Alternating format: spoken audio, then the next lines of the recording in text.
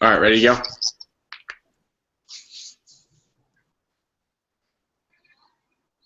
Welcome back to the Roll Tide Draft Blog. I'm Baker Lehman, being joined here by Herbie May from sunny Destin, Florida, on a little spring break edition here on the Roll Tide Draft Blog. Herbie, how's the weather down there?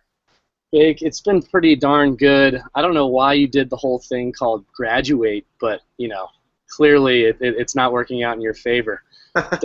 Destin has been beautiful and sunny. I got my cup of water here.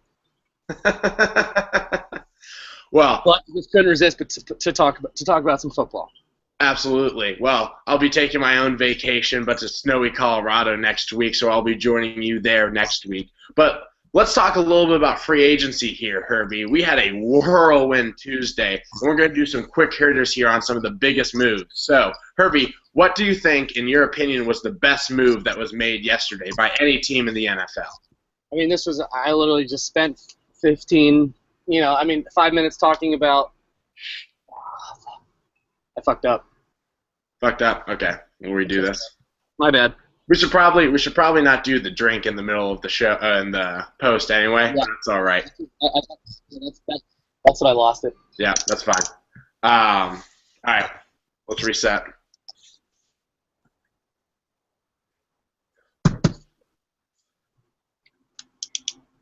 Oh, here. Okay. Here we go. Welcome back to the Roll Tide. Damn it. Keep switching video. Welcome back to the Roll Tide Draft Blog. I'm Baker Lehman, joined here by Herbie May, as always, from sunny Destin, Florida. Herbie's on spring break, and I'll be joining him on my own spring break, but in Colorado next week. So, Herbie, how's the weather down in Florida? It's pretty perfect, buddy. There is no denying Destin is the land of champions. But it's been a great couple days down here, but there's no reason to stay off the internet and talk about some football with you. Well, glad to have you, and glad to have you take some time out of your busy spring break. I know it's a fun time down there, but let's dive in to this whirlwind day of free agency we saw yesterday, and let's move on to what do you think was the best move made in free agency yesterday? So many unbelievable moves yesterday, so many surprising, so many great moves. Ndamukong Suh, the quarterback swap. And in my top one, I had to stick with LeSean McCoy. I think if there's anything and any type of player that can turn around that Bills defense, it's going to be LeSean McCoy. And as of right now, still working out the quarterback issue, but he buys you some time in that offense to be able to establish a run game. That defense, there's nothing wrong with that defense. And I think as of this point, value-wise, I want to say Ndamukong Suh, but I just think they need a bigger offensive weapon to help take them to the next level. So I think if there's anything that can get the Bills to the playoffs right now, it's got to be LeSean McCoy. Yes, the straight up swap of Kiko Alonso from from Buffalo to Philadelphia for LeSean McCoy certainly blew our minds last week. But yesterday, just kind of focusing on yesterday, I thought it was Jimmy Graham to Seattle for Max Unger, a first-round draft pick, and a fourth-round draft pick. Jimmy Graham being a top-tier tight end, receiving talent, because he's not even really just a tight end. He's a receiving talent. And Drew Brees' top target, I think, will make that Seattle offense just that more dangerous. I think it makes Marshawn Lynch better. I think it makes Russell Wilson better. And I think that giving up one of the better centers in the NFL and a couple draft picks is worth the kind of talent that Jimmy Graham is. The only unfortunate thing is that for New Orleans is that Drew Brees is now starved for some receiving talent, something we haven't really seen in his career in New Orleans. I'm interested to see how the Saints handle that with a second first-round draft pick now. But in a receiver-heavy draft and draft filled with skill position players, I think he'll be okay. Yeah, I think you're right. I think if there was any time for the Saints to do it, it would be now. Sadly, I see Jimmy Graham being worth way more than moving up that many picks. But you bring in Unger as well, it helps. But it was a tough move for me to see New Orleans make, because you give Russell Wilson a guy like Jimmy Graham. The possibilities are endless. That duo could be completely unstoppable next season. But I agree with you. I think one of the best moves of the day. Yeah. I think the Saints were well compensated. I think they'll take advantage of having more salary cap room, something that they definitely didn't have because of that Jimmy Graham deal and Drew Brees' deal. And I'm excited to see what moves the Saints continue to make throughout this offseason. But we're going to have some more quick hitters here on the Roll Tide Draft Blog talking about this crazy first day in free agency and a lot more to come in this coming week and the rest of this offseason. Okay. Is there just people talking behind you or something? Can you hear it? It just kept being, the video kept flipping back to you because it heard sound. Yeah, I really don't think you can hear it. So yeah, try closing the door for a second, but other than that, it wasn't that big a deal. It evened out by the end, but just like right in the middle of anytime I would talk right in the middle, it would flip right back to you, but it wasn't that big a deal. Okay. All right, so now most surprising move. People don't just come out. Let me open the blind really quick. All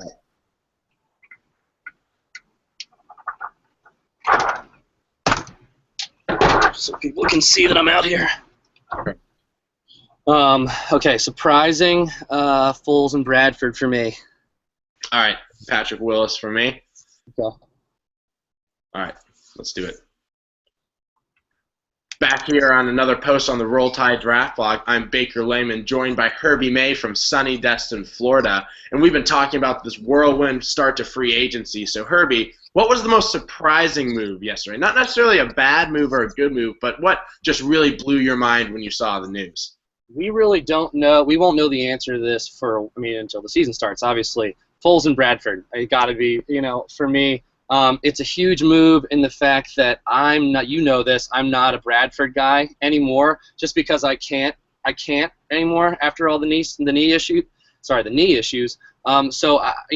It's tough for me to agree with that trade. Foles, however, coming to a fresh start with a more of a pro-style offense to kind of get out of chip. I can't imagine how hard it is to come into the league, coming from Arizona, playing in Chip Kelly's offense and trying to have a successful career. And if there was any place that Foles could go with a ton of young talent and a ton of guys to grow up with and a pretty strong offensive line, I think that's the St. Louis Rams. So I think it's a better move for the Rams, than it is for the Eagles. Certainly interesting to see how Foles joins into that young group of offensive skill players. There's no one guy that sticks out to you in that offense, and now he's kind of the headlining name. But for me, it was simply the news this past weekend of Patrick Willis retiring from the San Francisco 49ers. I mean, a guy who's made 7 straight Pro Bowls, still considered maybe the top linebacker in the NFL, at least in the middle of the linebacking core.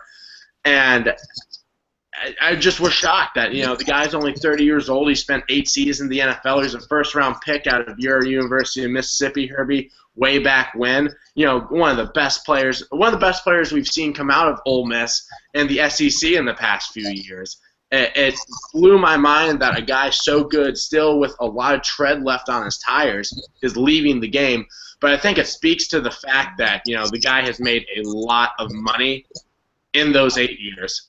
He's had a very successful career, and you've just seen time and time again these guys who play, 12, almost 15 years, their quality of life and their life after football just simply isn't as good because of all the wear and tear they've put on their bodies, concussions, injuries, and it takes a toll on them and their family. So for Patrick Willis, maybe this is not just a good move financially, but it's for his health, and it's really a shame that you have to see that from a sport that we love so much, but is such a violent sport.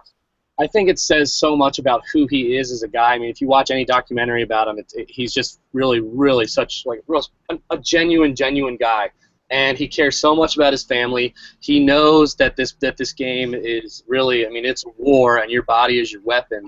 And I think he's making the right call in doing it. And it says so much about who he is. He doesn't have a ring. I think he deserves one out of anyone who's retiring right now. I think he deserves a ring the most. And I thought he was chasing the throne. I thought he was chasing Ray Lewis's throne, one of the best to play of all time. And I don't think there's any doubt that he is. But I think a couple rings would have solidified him in the game. But as an Ole Miss guy, hotty toddy. I respect the move, but it'll be sad to see him go. Absolutely, and it's definitely hard to make this move, especially when the 49ers are just looking like they're about to be in a very sad state this coming season. But that probably had parts, besides the injuries, that could have had something to do with it. But we're going to keep talking about free agency here on the Roll Tide Draft Blog, so keep taking a look at our quick hitters and a lot of our off-season coverage here on the blog. Awesome. All right, Sue. Ndamukong. Ndamukong, just the entire move itself.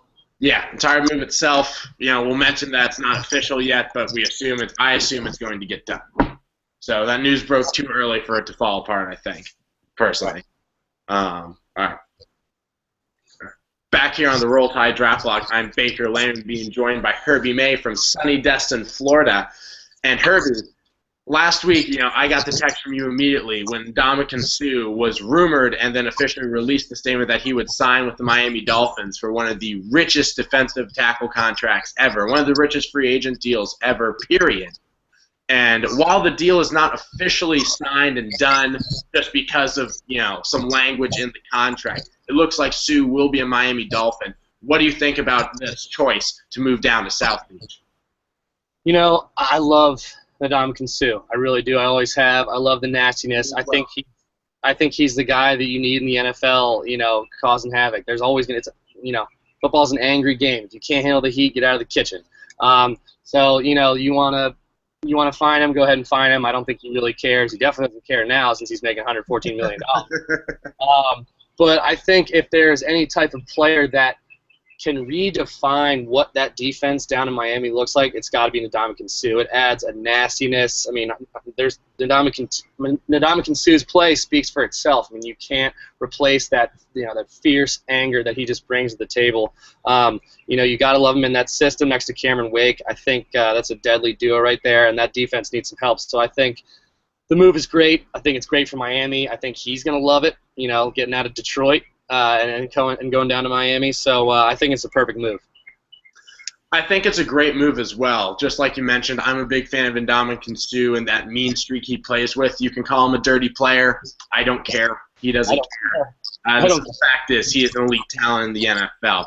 I think it's great for Miami because it upgrades already the strength of their team, which is that front seven, that defensive line, and it gives them a face to that defense. Cameron Wake has been a great defensive end in this NFL, but he's no superstar.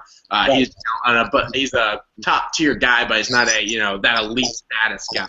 So I think it gives that a face to that defense and a real leader that Miami might have been lacking on that defensive side of the ball, and just some star power. You need some star power in professional sports. So he's going to bring that to Miami. And in a star-studded town like Miami, I think he's going to fit in well. He's definitely worth the money. Like I said, he makes the strength of the team stronger. And you just hope, I don't think he will be, but I think in the back of everyone's mind, everyone's kind of hoping that this isn't the next Albert Haynesworth. But I think Suh is too determined a player to let a couple extra zeros attached to his paycheck deter him from his goal of being one of the best football players in the NFL. It really is your one concern, and it's going to be in the back of everyone's minds no matter what. And I think he knows that as well. But, another defensive lineman in this league just got paid $100 million. And I think if there's anyone to focus your mindset on, give J.J. Watt a call. Just be like, listen, he might be older, but, J.J. Watt's effort and mindset towards the game and getting that much money has made him the scariest force in professional football possibly of all time. So, I think it's everyone's concerned that Ndamukong could go down to Miami and bust, but I think I just don't see it. I just don't see it from him. I'm not leaning that way. Yeah, you definitely saw J.J. Watt get a huge contract like this, and it didn't affect his play. Suh, I think, is from a similar mold and cut from a similar cloth. I think that he's going to be a big success in Miami and help make that defense and this Miami Dolphins team that isn't that far away much, much scarier. So thank you for joining us on another quick free agency hit here on the Roll Tide Draft Blog. We'll have more coming for you this entire free agency period. All right. Nada. Your guy. Lucky nada.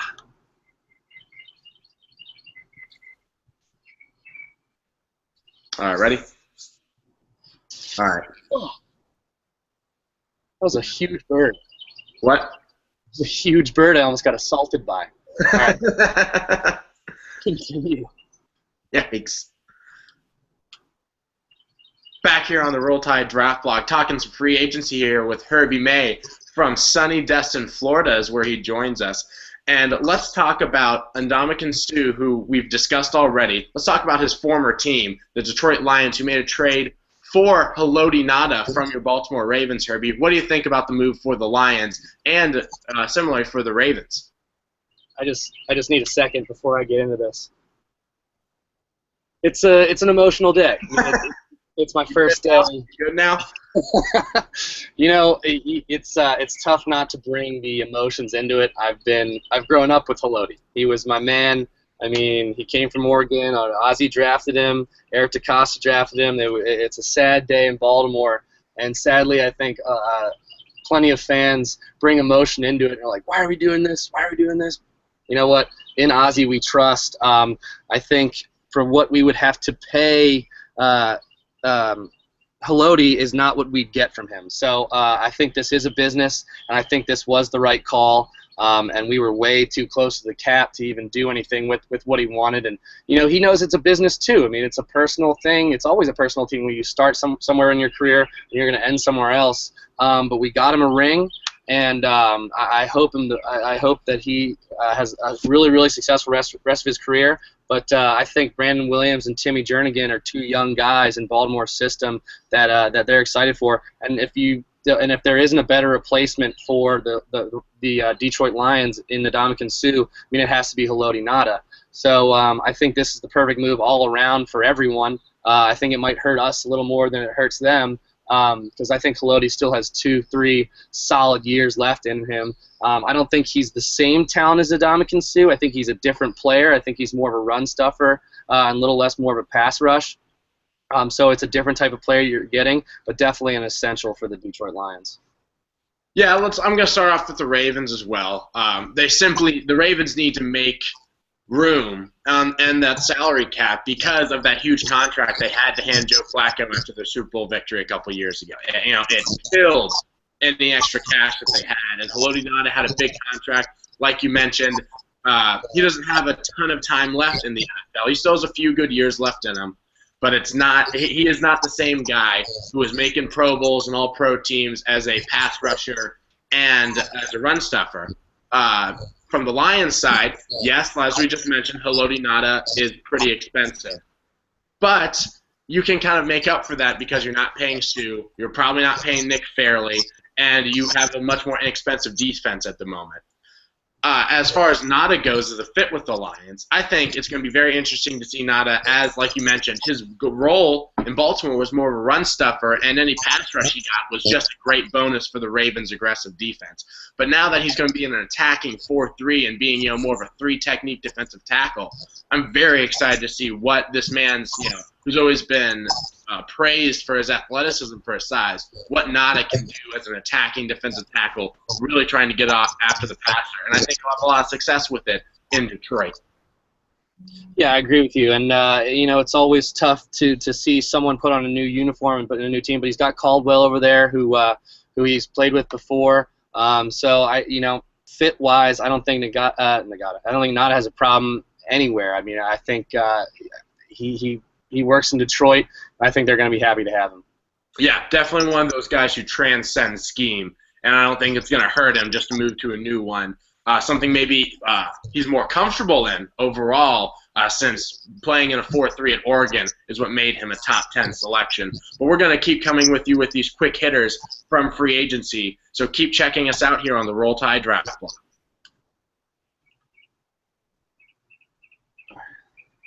All right, DeMarco. DeMarco just not being even talked to. Well, I guess the Jaguars are now, but not signed. Led the NFL in rushing, not signed. Frank Gore got a contract for him. That's embarrassing. Yeah, that's unbelievable. That happened. I thought he was an Eagle for sure. Yeah, I'm glad he's not. I thought that was a terrible fit. I didn't understand. Yeah, I thought that would be horrible. I did not like that at all. No, but you think that's just pressure for Trent? It's like, all right, listen, like we get that Honestly, I think Trent ends up being a free agent before it's all said and done. I just think that him and Endy are. And I think that Trent ends up in Dallas or Seattle. I think one of those two guys do the big power man blocking scheme like he's used to playing in down at school. And what made him so successful at Alabama was the man blocking scheme, picking your holes, stuff like that. And I think he's gonna, if he went to Seattle or Dallas with that big offensive line, I think he'd kill it. So, or he'd at least be able to restart his career to a certain point. Yeah, true. Okay, so DeMarco. Let's do it. All right.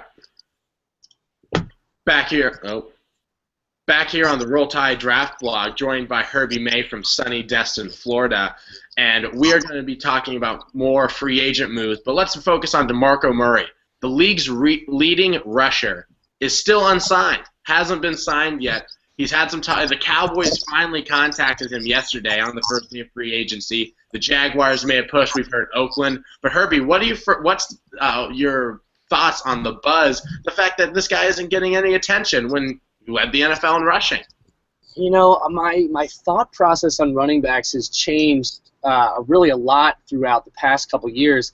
I see what Bill Belichick does, and he brings running backs in for 2-3 years, gets the real juice out of them, and then the second they want big money, he's happy to ship them off, because I think that's where, statistically that's how long running backs last. And I think the issue with DeMarco is that he's 27, right?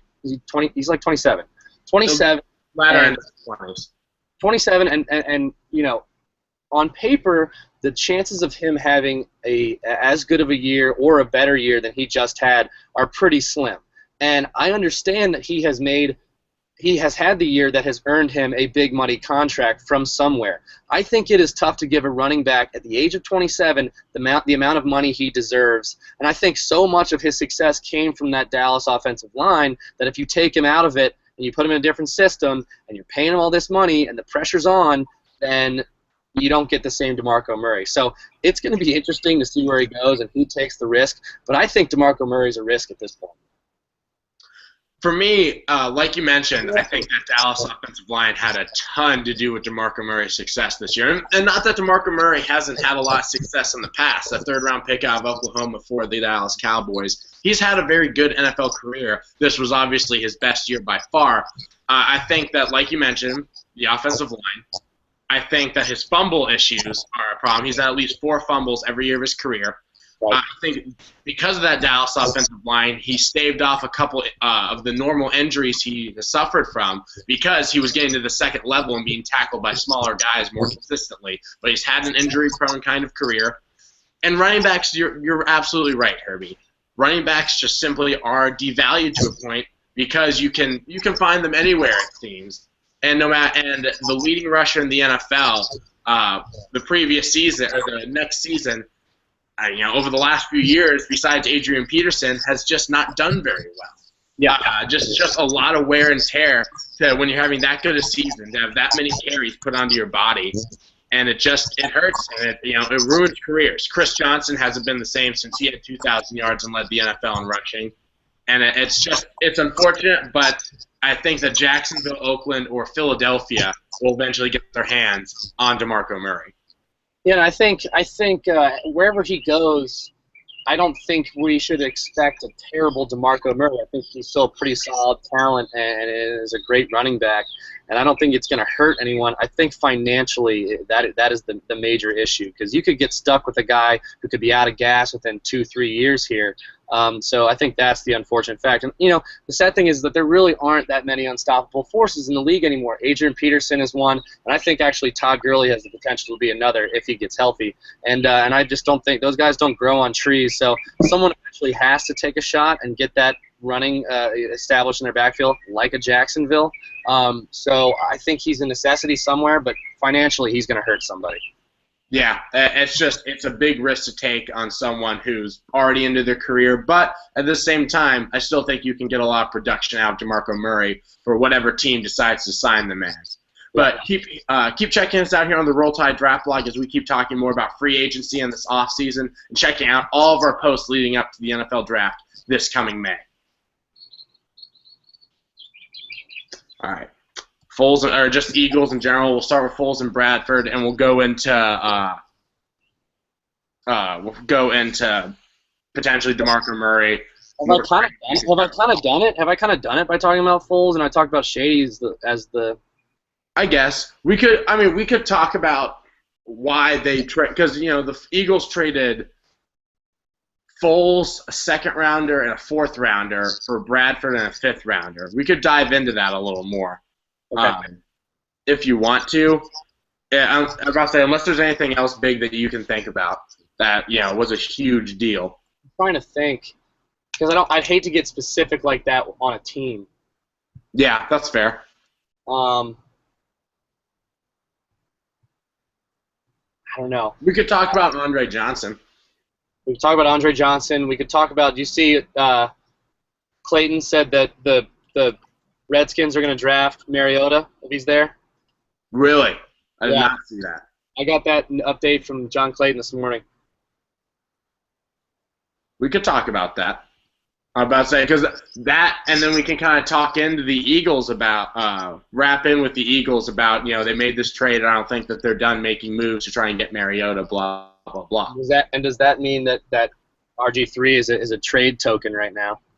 Let's do it. Let's do that. I like that a lot. Big fan. Big fan. All right. Back here on the Roll Tide Draft Blog on a little bit of a spring break edition as Herbie May joins us from sunny Destin, Florida.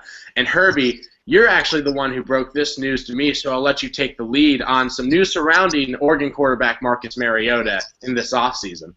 Yeah, so this morning I woke up and with a push notification from John Clayton saying that Washington will take Marcus Mariota if he's there. I guess at this point he could be. And I think he actually might. There's a pretty. I'd put it over 90% chance that he will be, unless Tennessee pulls something that we don't see. I think this move says a lot. I mean, you've got Kirk Cousins, you've got RG3 already on that team, and then if you bring in Marcus Mariota, does that make one of those other quarterbacks a trade token? Does Gruden want them all in a three-way QB battle? It says a lot about what this Washington Redskins team is trying to pull off, and if they are sitting there at that pick and they do need to trade up, is RG3 enough? And do any of those teams want to? Do the Tennessee Titans want RG3? At number 2, and what else would they have to give up to get there? So I think it all depends on how bad they really want Mariota. I think there could also potentially be 3 guys right in that 3-pick area where they could move up and back if Mariota's gone. But I think this trade, this pick would be big because I think there would be a lot more moves to come with it before it actually happens. Yes. As we talked about, the Redskins are picking with the number 5 overall selection. And we've talked a lot about Chip Kelly trying to move up to make the selection of Marcus Mariota. He only coached him for a year at Oregon, but that freshman year was enough. And the evolution that Chip Kelly's seen in Marcus Mariota is enough to make him really covet him for that fast-paced offense he runs in Philadelphia. I am wondering if this is not just a genius PR move, probably the best PR move that the Washington Redskins have made in a couple decades. And I think that this makes that's they're thinking once again, hey, remember that time we got burned on the RG3 trade and we ruined our draft for the next 3 years by getting one guy who broke it or ripped up his knee and then broke his ankle, and he hasn't been everything we dreamed of him being after he won Rookie of the Year. Let's do that to Chip Kelly, a division rival. Let's make him think that we want Mariota so that he calls us with Sam Bradford, maybe a DeMarco Murray if he signs. Redskins wouldn't necessarily want DeMarco Murray, but a first-round draft pick this year, a first-round draft pick next year, one the year after maybe, or a second-rounder somewhere in there as well. I think this could just be bait. This could be a great bait move because we know how much Chip Kelly does want Marcus Mariota. He's come out and said it. He's openly admitted it. And I think that 5. I think that the move he wants to make is to try and trade with the Jets at 6. But if someone before him already comes out and says, yeah, we want Mariota, that forces Philadelphia's hand to make a move and try and trade up even higher for a higher price to get the golden duck, if you will, Marcus Mariota.